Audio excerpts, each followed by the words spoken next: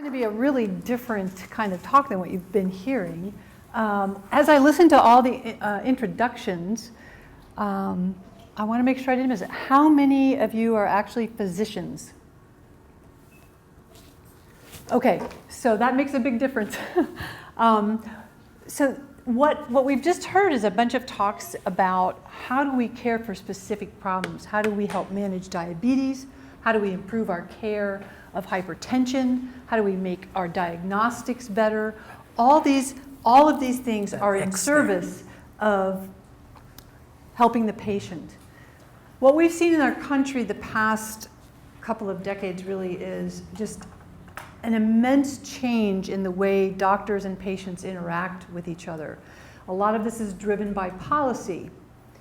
And I don't know about you, but I'm not real impressed by what's happening in DC these days as being able to come up with solutions to how to get better care, higher quality care, at the same time bring down costs. Because the biggest barrier to access, which we're really concerned about, is the rising costs. So how do we do this?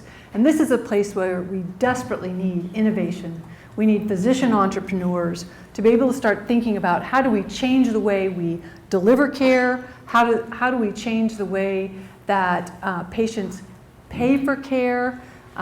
These are all contributing to the problems that we're seeing. I don't know if you guys are aware of it, but over half of the physicians are suffering from burnout. And much of this has to do with a policy-driven increase in the amount of time they have to spend with what's now called desktop medicine. It's no longer paperwork, it's all computers. It's a huge problem. We're getting physicians quitting the profession or being miserable within the profession because of this. And the patients aren't happy either. They're feeling more and more like cattle being driven with 7-minute visits. How much quality can you give in 7 minutes? You can't. So there's really some super exciting things that are going on within the free market system where there's some innovation in the way we're actually delivering care to patients. So to get a sense of what you know and what you don't know, and then I'll try and modify what I'm going to talk about based on that. How many of you are aware of and familiar with concierge medicine? How many of you are aware of and familiar with direct primary care? And how many know the difference between those two? Okay, not so much. Part of that is because this is a new language. We're still trying to figure out exactly how to differentiate that. How do I change this? Go forward. See if it works. Or you can try the arrow there. Up and down arrows. Up and down. Ah, okay. So the things I want to talk about with healthcare delivery are primary care and membership medicine, because there's just sort of a way that the language is starting to be understood.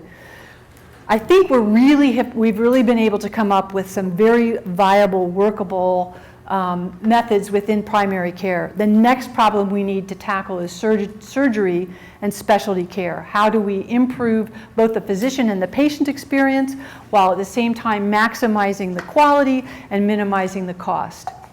If there's time, I could talk about insurance as it was meant to be.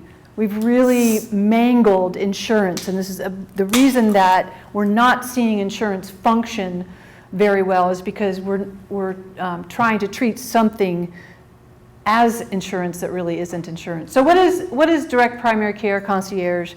There are different types of what I like to call membership medicine. So you're paying a fee monthly, annually to the physician for care. In direct primary care, there is no third-party payer. It's directly a contract between the patient and the physician for that monthly fee. The physician does not bill insurance outside of that. And it just covers the primary care. So that means that the patient does have to have access to some kind of catastrophic insurance that will cover things like if they're hit by a truck, diagnosed with cancer, something that is really monumental. But the direct primary care is for things you can do in the office, which is 80% of medicine. And it's cheap. The only reason it costs so much now is we've bundled it in this very expensive way of paying for healthcare through the insurance system. Concierge is different than direct primary care in that concierge physicians will bill insurance, which includes coverage such as Medicaid. Most don't, because Medicaid patients are going to pay extra, or Medicare, but they can only be charging for non-covered treatments. So with Medicare, you have to really know the legalities of that. What does Medicare cover? So your extra fee has to be justified on things, treatments and interventions that are not covered by Medicare. And many of the managed care plans are the same way. A lot of times it used to be just extra access, 24-hour access, being able to call, have their cell phone, email. Now that we're seeing more and more telemedicine, that's less of an added value, but you still do have longer appointments. You may have added executive type exams that are part of that annual fee. So it's extra on top of insurance. And then there's hybrid models.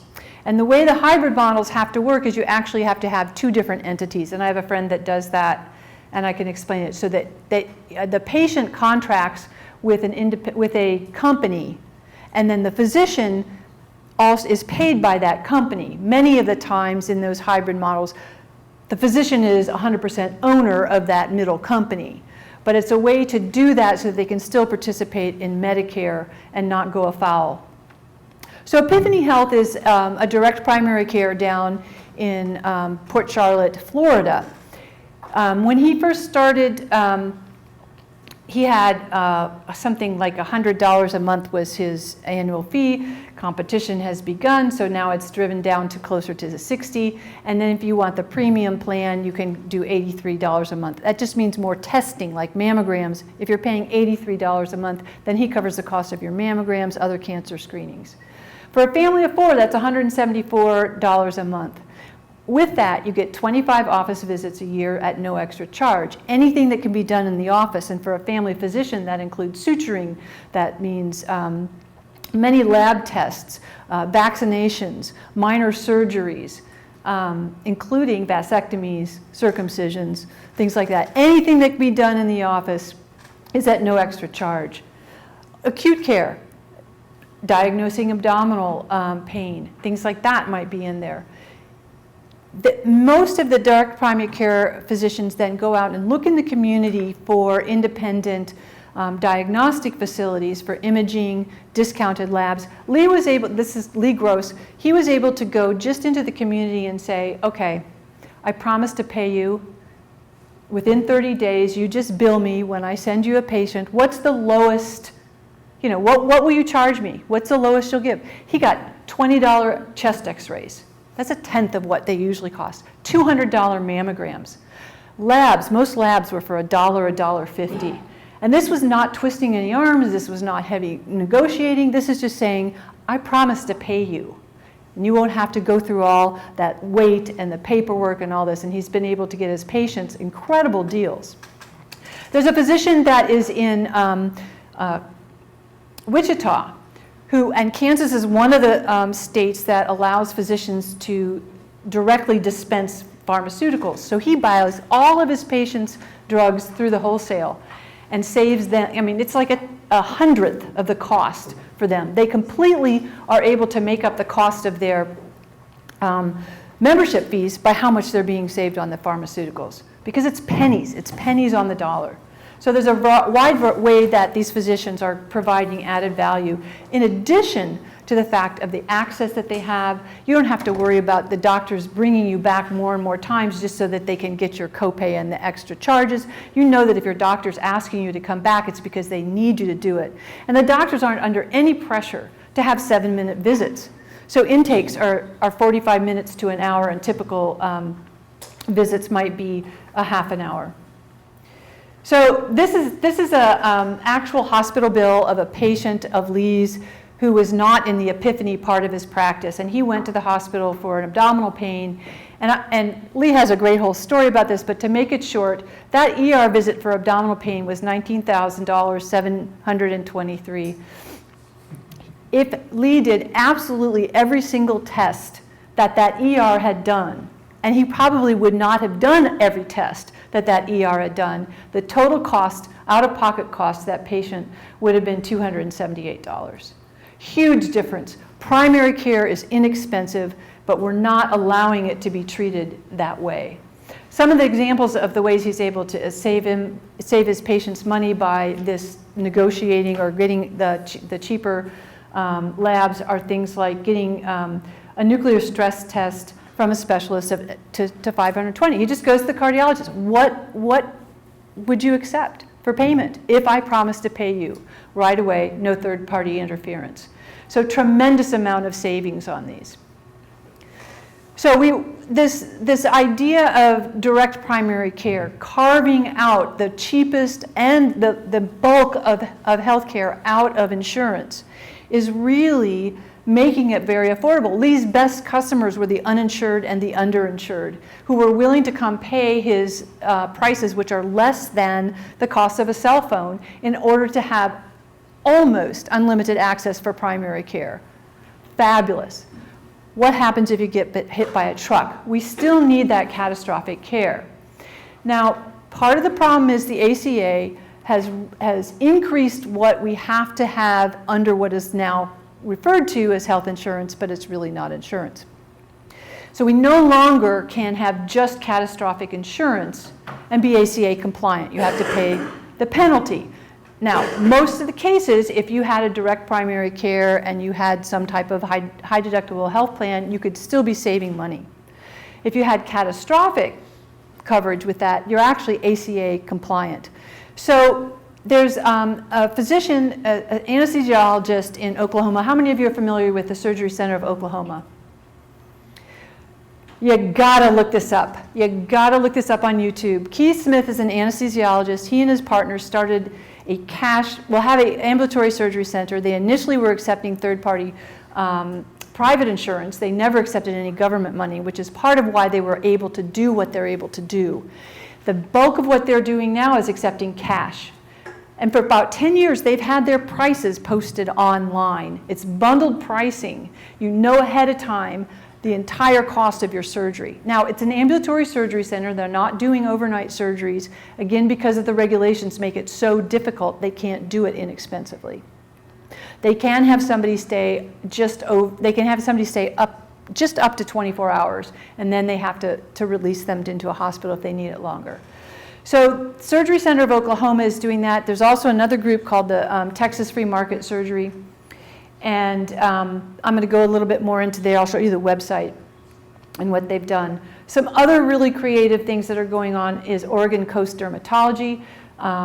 She has a time-based cash practice, accepts no third-party payers at all. She's booked out almost 4 months in advance in the little town of Coos Bay, Oregon, because her prices are so reasonable.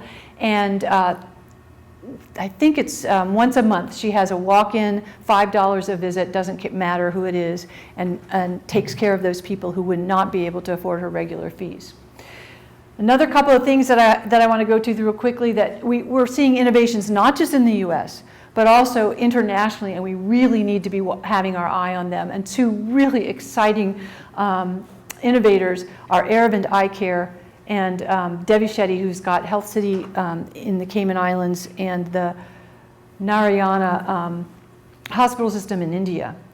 So let me show you the Texas Free Market website. So what you see here is the opening page, and you can just click on any one of those body parts to see what surgeries they are able to provide to you.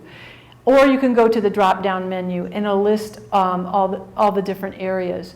But let's look at what happens if you click on the abdominal surgery. You'll get a bundled price. This is the facility fee, the anesthesiologist, the pre-op care, the post-op care. You know going into this exactly what you're going to get. And the Surgery Center of Oklahoma is exactly like this. So these guys were mentored by Surgery Center of Oklahoma, and I'm only using them to show that the Surgery Center is not the only one, but they were the ones that really started this system.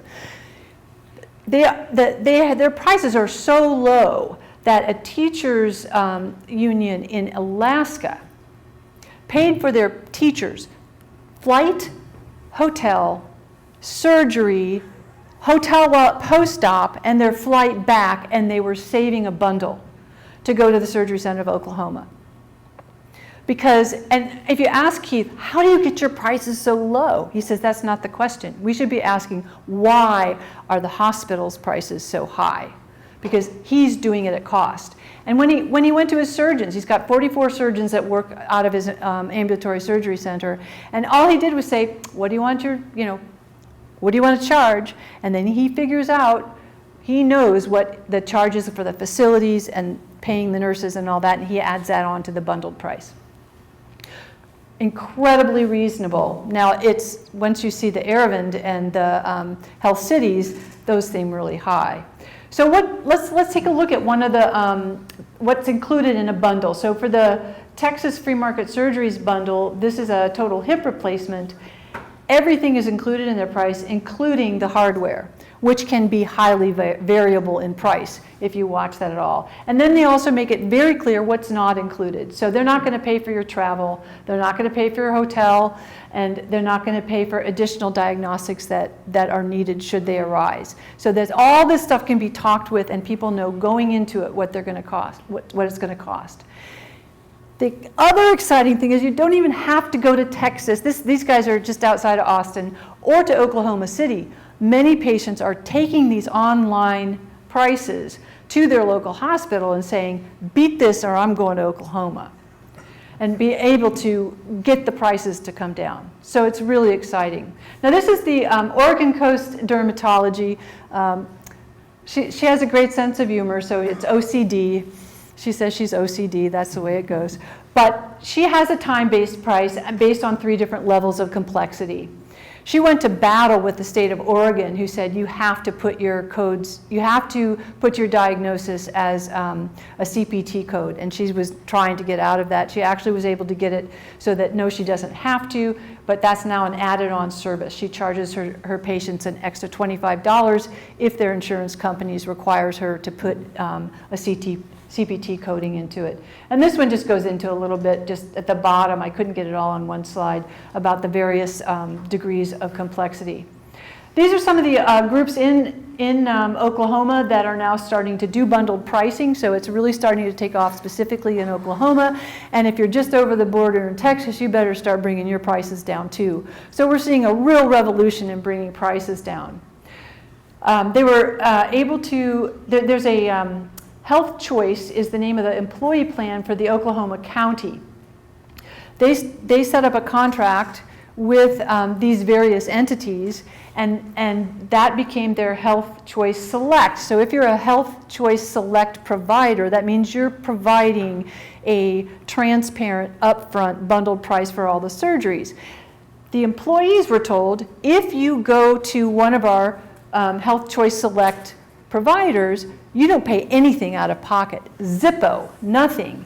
And so that's a big incentive for them to do that. They covered 180,000 lives, and within 2 years saved the county, that means the taxpayers, $1.7 million. This model now has been extended to all state employees, and they're expecting to save somewhere around $1 billion a year with using this model. So Aravind Eye Care System. This is a nonprofit system started by an ophthalmologist in India. He was at the end of his career, but he really wanted to, his mission is to end preventable blindness in the world, and he was going to start with India. If you know much about India, there's a huge number of people without much money. So this nonprofit, now they've become sort of the factory or the McDonald's. He used McDonald's as his model, and high volume, getting excellent care. Their quality statistics are better than Great Britain. They do about 60% of the volume of Great Britain, just the Aravind Eye Care System, and they're not the only ophthalmology system in India. 2/3 of their patients don't pay anything. Is that right? It's a third don't pay anything. A third don't pay anything. 18% are subsidized, and then the balance pay something. Now, if you're a free patient, you come, you bring your blanket, you're in a dormitory with 30 other people, and really the private pay, what they're paying for is air conditioning, private rooms, better food, those kinds of things. But they all get the same surgery, and the surgeons are rotating between free patients and paying patients. But the system is absolutely astounding. They'll have an ophthalmologist doing an eye surgery, and behind them is another, is the next patient being prepped. So that they take off their gloves, they wash their hands, get back into the sterile, and they go around. And the turnaround time is like less than 10 minutes. And they just keep this going. People go to study to see their system because they're so good. They were so bent on trying to keep their costs down that when the implantable lenses started costing them $70 to $100, they said that's unacceptable. So they started their own manufacturing of lenses. Got it down to $2. That's what their lenses cost. So that's why they're able to do their cataract surgery for somewhere between $41 and $125, where it's over $1,000 in the US. So what they work on is making sure they have economies of scale by having lots and lots of volume. They send people out to the rural areas of India, set up camps, and by using mid-levels that are trained for about 2 years, and then telemedicine, they're screening the patients, deciding which ones need to come to the surgery centers, busing them, all at the expense of the Aravind Eye Care, bringing these people who aren't going to pay for the surgery to their place, doing the surgeries for them, and seeing them as value added to their system because that volume is what makes their surgeons so excellent. They have the vertical integration, like I mentioned. They started manufacturing their own lenses and many of their other surgical equipments. And then the cross subsidies. They don't take government money. This is all done through private donations, but the bulk of it is the paying patients subsidize the non-paying patients. And yet even the paying patients are paying like $2,000, for major eye surgery. The other exciting, did you have a question? Is it okay? Yeah. So I had a question. So there's a famous business school case study for the Shouldice Hospital in Ontario, which is a hernia specialized repair hospital. Similar, it seems to me, to the Aravind Eye Hospital that is optimized around a specific workflow for a specific medical procedure. And the reason why I bring that up is because one of the fatal flaws in that is that because they are optimized around that particular thing in the name of efficiency, productivity, it sacrifices flexibility. So if there's a complication and the patient requires some kind of inpatient stay after the procedure for something unexpected, that cost gets pushed onto the public health system. Okay, well, with Aravind it's not. It's all subsidized, cross-subsidization within the paying patients to the non-paying patients. So, okay, so there's a resource that can be, so if something goes out of the usual expectation of what's going to happen, there's a way to care for that within Aravind and within the Texas model and the Oklahoma model? So within, so that question, so you're talking about centers of excellence. That's a different thing, that's solving a different problem than what the surgery center is doing. So the surgery center is saying we need transparent pricing, we need bundled pricing so people know what it is up front, they can budget for that, and without involving the third-party payers and us getting paid cash, they don't have to have all the personnel and expensive billing. So it's two different problems. I see. If I may jump in, Yeah. what you're bringing up basically is what Clayton Christensen wrote about years back with focus factory versus a high flexibility emergency room or hospital type system. What Aravind is doing is they're screening the patients up front. So this is a focus factory, but because these are all elective surgeries, you are bringing in patients who qualify. I see.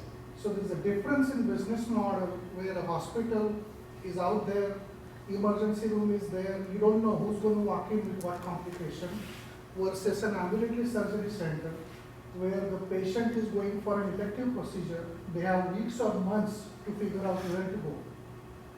and you could run an ambulatory surgery center much differently than you could run an inpatient surgery center, which is one of the reasons why ASCs are cheaper. This takes it further. Let's Okay. finish the presentation. Yeah, and so they're also starting to move, though, into bundle pricing for hospital patients as well. So there's the Epiphany Health is working with their local hospital that is being crowded out of, it's just all around them, the gigantic hospital expansions and what do you call them, when they merge, there's this tiny local hospital. So one of the ways that they're trying to create added value is they're going to do bundled surgery for hip replacements and some other inpatient things, but it will be the pre-op, the post-op, any complication care, and what they do is they have to learn how to price it so that they're not going to lose in the long run, and that they can handle those things. That's like step number 3 that we've got to figure out. We've really got a great model for primary care. We're starting to get a really good model for ambulatory care. Now we've got to figure out hospital care with that as well. And not everyone, not all this, you don't need the same solution, the same model. There are different problems when you start getting into the more complex acute and things like cancer care and so forth. So the other individual I think is doing really exciting stuff is Devi Shetty. His is a for-profit model. So Aravind is a nonprofit, Devi Shetty is for-profit. And his Narayana, I don't know if I'm saying it right because I only read it, hospitals in India are doing cardiac surgery. And so he's been called the Ford of cardiac surgery. And by looking at all of the same kind of thing, the volume, the efficiencies, making sure that they're vertically integrated, he's been able to get down the cost of his open heart surgery to $1,200. $1,200 is the cost in India. It costs more in the Cayman Islands. It's a new facility. I'm not sure exactly what it's costing there. But his goal is to get the cost of open heart surgery down to $800. Because that's really affordable. And if you're going to try and help people, and he's mostly a pediatric heart surgeon, but they're doing all adult procedures as well. So that's like, again, a tenth of what we're seeing the costs are in the United States. He built his health city in the Cayman Islands because he knew he could not keep it inexpensive if he had to jump through all the regulatory hoops that we've put up in the United States. And yet his quality figures are higher than what we're doing in most places in the United States. So he purposely put it close to the United States, but out of the United States because he wants to keep his prices as low as possible. Tulsi Ravilla, who is the executive director of Aravind Eye Care, he's great. If you want to be connected to him, he is easy to reach. He's done a TED Talk, but I Skyped him for half an hour. He loves to talk to people about what he's doing. They're taking the system and they're instructing other developing countries on how to use the system as well. He said they've got 20% of their patients have insurance, 80% pay out of pocket. He wants no more insurance because the only way that he feels like he can control his costs is continue to have his patients be paying cash. What a different point of view from what we've been heading policy-wise and even thinking in the United States. We need to learn from these people because they are the ones that are making healthcare affordable to people who are incredibly poor. So Tulsi Ravilla, we have, I run the Benjamin Rush Institute, which is a nonprofit organization. I work with medical students to try and bring them ideas about policy, healthcare delivery, also the innovations that you're talking about. So we cover everything they can't cover in medical school: business, ethics, healthcare delivery, healthcare policy, entrepreneurship. We try and do that. And we have a podcast called Next Generation Medicine. It's available on iTunes. Tulsi Ravilla of Aravind Eye Care was interviewed. Keith Smith of the Surgery Center of Oklahoma has been interviewed. Lee Gross of Epiphany Health. The other pioneer in direct primary care is Josh Umber, who has Atlas MD in Kansas. So they check us out. You know, we've got some. They're really fun and interesting things. So I don't know, how much more time do I have? Pardon me? You're done. I'm done. Okay. So we won't get to anything else. All right. Questions? So one question is, why do you think our healthcare cost here is so high? What is the reason? So a big part of that is there's been complete disconnection between the cost, I mean the two economic actors in what's going on. The people who are making the decisions about what the medical care is going to be have no clue about the cost, and that's the doctor and the patient. They're completely divorced from to really thinking about it. Now that's changing as people are getting pushed more and more into these high deductible health plans. The patients are going to start caring a lot more about it. But for decades, people have paid, you know, they thought their $300 medicine cost $5. They don't know. They think their office visit is $20, $10, because that's their copay. People haven't been thinking in terms of what does it cost, how much value am I having? And that's been hidden by this insurance, this coverage that we have that has bundled in the really expensive stuff with the very cheap stuff, which has made the cheap stuff much more expensive. So it's that lack of thought, really giving careful thought about does this make economic sense? Am I getting a good return on the value for my? In fact, we purposefully done that. We said we don't want sick people to think about the cost. So they haven't.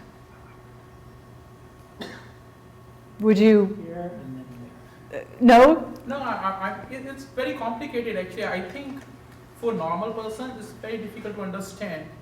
I mean, when I think about myself, like, you know, about earlier I was used to pay $100 per month insurance and my copay was $5. And now I pay $1,300 per month for the family and my copay is $70. And it's still like, it's pretty difficult actually, you know, for a normal person. And then you have to add on that Yeah, deductible, for this right? year, it's like very difficult. Yep. And then you have to also think about your deductible, right? Because deductibles used to be $200. Now mine's $6,500.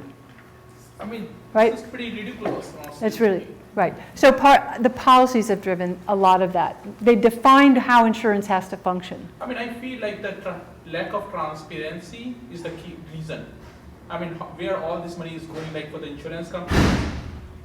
I mean, many times companies are saying like they are non-profit. I mean, they are non-profit, but how they are non-profit? Either they are spending all the money what they are getting, they are just making sure that they stay non-profit.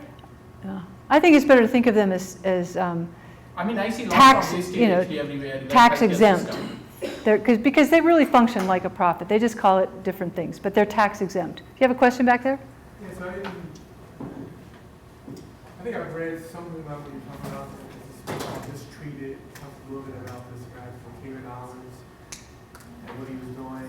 The question really is so it doesn't sound like you're a proponent of what we're proposing, like in the ACA. Are you proposing something like a single payer? Are you proposing something that's no hair. No pair. That's right. I mean, I'm just curious, like, how would you, if you had to say it's like 2 minutes, how would you propose to get us? I think we've moved, the policies are moving things in a way that are making payments less transparent, and the doctors and the patients are less incentivized to really know what the true cost is, to be able to make good cost value judgments. And out of the best reasons, in that we don't want sick people to be terrified about the cost, right? So it's a very complex thing. What I'm saying is that what I want to do is just show there are ways that we can solve the cost and access and quality problem that do not require a very highly prescripted health policy. These things are happening because of entrepreneurs, and they're proof that we can start figuring out how to handle that cost and access, and hopefully the physicians will love medicine again. I mean, that's the other thing that these doctors love what they're doing. So we need all of that. It's got to be that quadruple aim of cost, quality, patient experience, physician experience. And so it's just that these are things that are happening. And what I would say is, don't kill these green shoots of innovation. Whatever our policy does, let's make sure that these are allowed to flourish as we're figuring out the solutions. So that's weaseling out of your specific question. No, I'm not really answering it, because I don't want to, it's not a policy. We're talking about, here's some entrepreneurial things that we can do. We want to make sure this entrepreneurial spirit, the innovation, the creativeness of the solutions that are working, they're working now. We want to make sure that those stay alive. So great talk, very illuminating for me at least. So as you explain these different models, it seemed like several elements contribute for them to be able to offer this low cost unbundling that you explained, makes total sense to me, as well as less regulations so that they can do it cheaply, and the payment system. If you were to design a system, let's imagine you have a country and you can actually design a healthcare system. Which one of these is really the key? Maybe going back to the question of what causes our healthcare system to be so expensive. Yeah, and I've been really bad at repeating the question. So the question is really, which of all the models that I presented would be a solution? I think we need them all. And right now, we need the government in there paying for people who have been priced out of affordable healthcare. They're the saddest victims, they're most vulnerable, because they're the ones that don't have the resources. But the more that we keep piling on things that make our healthcare artificially expensive, they're the ones that suffer most. It's not their fault. So we need some support. So we need a system that is multi-pronged, right now. Yep. But I have hope that these models that I presented can, if they grow, if they're allowed to flourish, can be a huge contributor. At the same time, we still need to support those that no longer can afford it. My question is, what is the most important factor contributing to success of these models? Is it the unbundling, or the payment system, or the regulation, or something else? So what is the most important factor of the success of these? Is it the unbundling? Is it the... You said the regulation. The lack of regulation. I don't know, and I don't know what's going to happen long term. And that's when you're a free market advocate, that's part of the problem, is I don't pretend to have all the answers as to which is going to be the system that emerges as the most cost effective, right? That's part of the interplay of the market, is figuring that out. What is that system? And I think we're still really early in that discovery process, but we're seeing some amazing successes, and it would be a tragedy to come in and stop those successes from their ongoing reiterations and reinventing and trying to come up with better and better ways of doing it. The fact that both the doctor and the patient know the cost of the procedures and are making decisions medically about, is this really worth it, is essential, even though that's what we've been trying to run away from for years. Because if the doctor and the patient aren't making that decision, somebody has to. Somebody has to. And then the more that we outsource that to somebody further away, the less personalized those decisions, the less individualized those decisions are. And more expensive. And I think more expensive, because you end up laundering it through all the bureaucrats and so forth. So you mentioned the one in Texas and the one in Oklahoma. Is there anybody here who's we go join? I'm not aware of a surgery center like that. No, I'm not aware of that. There is a group that Keith Smith started, which is the Free Market Medical Association. Check them out. They have a list of the various ones. I'm aware of one that's in Charlottesville, Virginia, an ambulatory surgery center. I don't know about, but California would be a fabulous place to do it, because we are not a certificate of need state. Now, are you familiar with what certificate of need is? In Georgia, you have to get permission from the government if you want to purchase an ultrasound. It goes down that fine. And if you want to build an ambulatory surgery center, you have to get permission, basically, from all of your competitors. They have to say, no, you know, there's an actual need. So your competitors get to weigh in on the whole getting the license. So that certificate of need. Virginia is another really intense one that has a very strong certificate of need. California does not. We are ripe for the ability to take on this kind of thing. Now, the one thing with direct primary care, I don't think that California has protective legislation. That's we've got about 18 states now that have passed legislation saying direct primary care is not insurance. That happened about a year ago in Michigan, and until then there was no direct primary care because everybody's afraid that they would get their whole practice going and then get regulated by the insurance company and shut down. So I don't think we have that protective legislation in California, so that's an area that would open up.